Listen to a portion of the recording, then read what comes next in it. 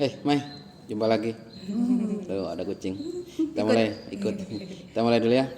Bismillahirrahmanirrahim. Assalamualaikum warahmatullahi wabarakatuh. Waalaikumsalam warahmatullahi wabarakatuh. Bismillahirrahmanirrahim. Alhamdulillahirabbil alamin. Allahumma shalli ala sayyidina Muhammad wa ala ali sayyidina Muhammad kama shallaita ala sayyidina Ibrahim wa ala ali sayyidina Ibrahim. Senang sekali ya di pangkuan ini. Nyaman. Wah, diskusi apa hari ini? Mau naik tentang hewan sih. Wah, hewan. Nah itu saya pernah dengar ya, ternyata Rasulullah ini pernah pelihara kucing. Nah itu saya kira zaman Nabi dulu nggak boleh pelihara gitu. Kata siapa Rasulullah pelihara kucing? Kalau nggak salah dulu pernah dengar ceritanya. Nggak ada. Rasulullah tidak pelihara kucing. Yang pernah Rasulullah rawat itu adalah kambing, penggembala. Abu Hurairah yang kucing itu, bapaknya kucing. Dia Abu Hurairah artinya bapaknya kucing karena di jubahnya itu Abu Hurairah itu sering bawa kucing-kucing kecil, anak kucing. Dia penyayang kucing. Makanya kemudian dipanggil Abu Hurairah, bapaknya kucing. Abu Hurairah berarti kucing. Kucing. Seneng Abu Hurairah itu merawat kucing seneng. Lalu saya juga pernah dengar Ustaz, kalau yang dianjurkan untuk dipelihara itu kuda. Itu apakah benar, dan kalau jika benar apa keutamaan keutamaannya? Enggak, yang dianjurkan itu adalah kambing. Peliharalah kambing karena ada keberkahan di situ. Hadisnya begitu. Jadi terkait dengan binatang ada 3. Yang pertama binatang yang boleh dibunuh, harus dibunuh. Misalnya, misal ular, tikus, cicak, itu boleh dibunuh.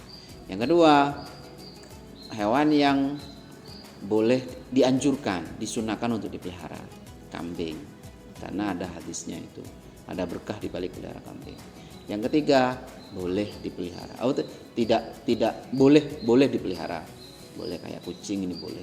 Yang keempat, dilarang untuk dipelihara, misalnya anjing. Untuk umat Islam ya, untuk umat Islam itu anjing nggak boleh dipelihara kecuali hanya untuk jaga rumah, ada di luar rumah. Jaga kebun, untuk berburu itu boleh anjing. Boleh. Yang penting nggak boleh dipegang gitu ya. Iya, nggak boleh diajak bermain, nggak boleh masuk rumah, di luar rumah. Itu dalam Islam. Kalau yang itu ya mau silahkan. Itu tetap pelihara kok Ustaz. Itu kan hak pribadi. Cuman kalau tanya hukumnya ya itu. Ada yang boleh, ada yang tidak boleh. Nah, kalau kucing ini kan ya boleh-boleh saja dirawat. Diperbolehkan itu bukan sunnah.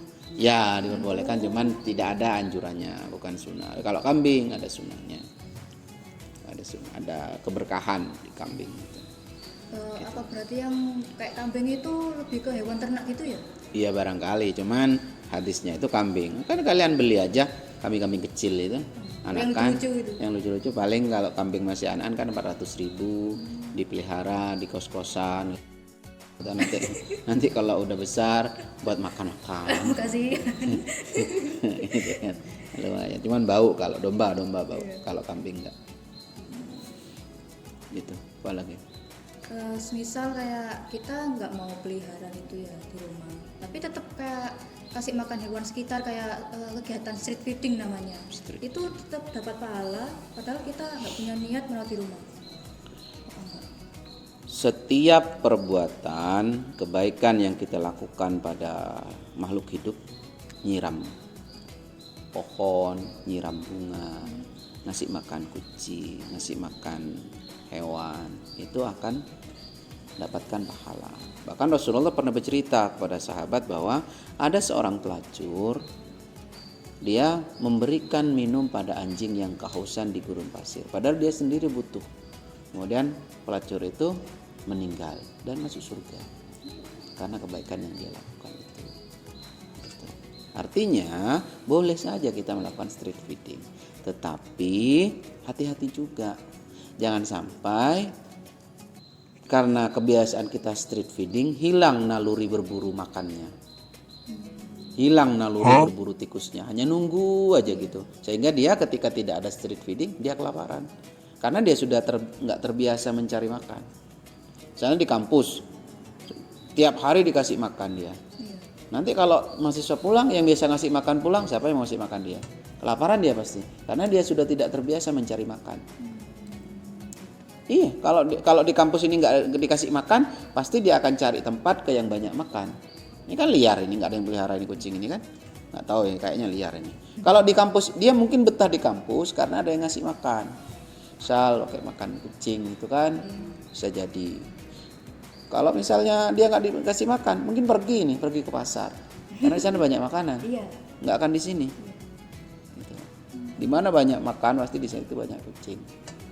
Hati-hati street feeding itu. Takutnya membuat ketergantungan dan menghilangkan naluri dia untuk mencari makan. Insting hewan gitu. Insting hewaninya untuk cari makan sendiri hilang. Contoh misalnya burung yang lepas, burung peliharaan yang lepas, kebanyakan kelaparan karena dia tidak terbiasa berburu di alam liar. Burung peliharaan yang lepas itu kan hilang. Jangan sampai kucing ini juga hilang kebiasaan berburu tikus nih. Jangan ada tikus sudah lemes dia. Kucing saya itu ya emang kebiasaan kasih makan gitu. Iya. Saya suruh kayak apa? Itu ada kecoa tangkap nggak mau dia. Iya. Kayak tidur gitu. Tapi kalau kucing liar ada cicak pun langsung dia kejar. Iya. Karena dia makannya dari situ. Kalau udah kenyang males dia. Ya kayak kita kan kalau lapar lemes. Kalau kenyang males. Bener. Lalu Ustaz, kalau misalnya kita memelihara burung, itu kan dikurung di dalam sangkar. Niatnya kita itu kan ya untuk melindungi dia dari burung. Tapi kan ada orang juga yang kontra karena itu kayak membatasi dia dari alam asli. Ya itu kan pendapat. Jadi boleh saja niatkan untuk membantu dia cari makan. Tapi di rumah, dirawat. Jangan kemudian dirawat, dipelihara tapi nggak dikasih makan. Dan usahakan 2 ekor minimal sepasang. Kenapa? Karena dia kan makhluk hidup, butuh berkomunikasi juga. Jadi kalau pelihara binatang itu usahakan sepasang. Ada temennya. Jangan cuman yang disangkar ya. Kalau kucing walaupun nggak sepasang dia kan keluar. Iya, nyari. Malam dia akan cari pasangannya.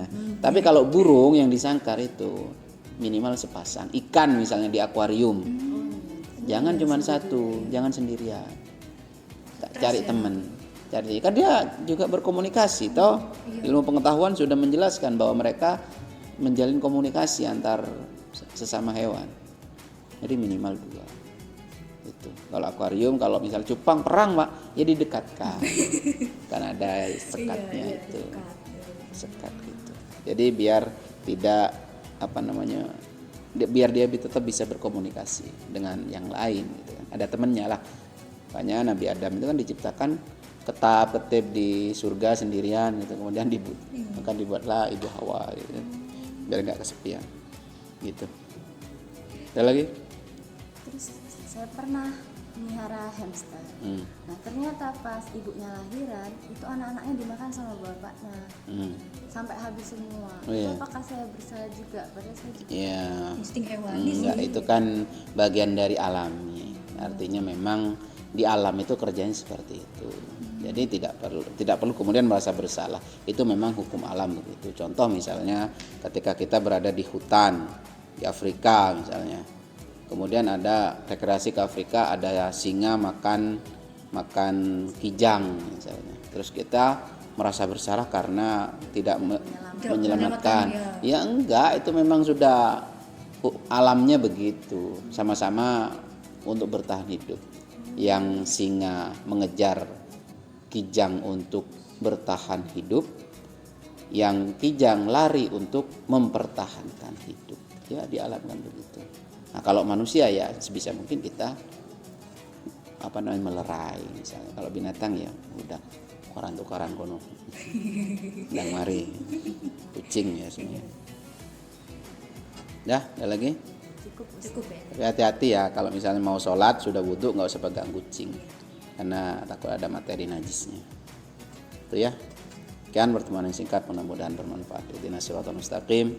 Assalamualaikum warahmatullahi wabarakatuh. Waalaikumsalam warahmatullahi wabarakatuh. Betah ya penghuni di sini. Suka dengerin kajian kayaknya. Oh iya.